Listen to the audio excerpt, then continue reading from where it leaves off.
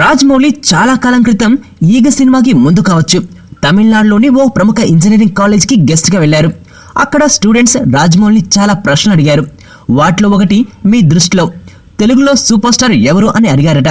దానికి రాజమౌళి, నా దృష్టిలో ప్రస్తుత హీరోలంతా నాకు ఒకటే, కానీ తెలుగు సినిమా చరిత్రలో ముగ్గురు సూపర్ స్టార్లు ఉన్నారు. వారు ఎన్టీఆర్, ఎస్వి రంగారావు, కోట శ్రీనివాసరావు అని చెప్పారట. ఈ సమాధానం విన్న స్టూడెంట్స్ షాక్ అయ్యారట. అదేంటి, ఎన్టీఆర్ అంటే ఓకే, కానీ హీరోలుగా చేయని ఎస్వి రంగారావు, కోట శ్రీనివాసరావులు ఎలా సూపర్ స్టార్లు అని అడిగారట. దానికి రాజమౌళి, నా దృష్టిలో సూపర్ స్టార్స్ అంటే అద్భుతంగా నటించేవారు.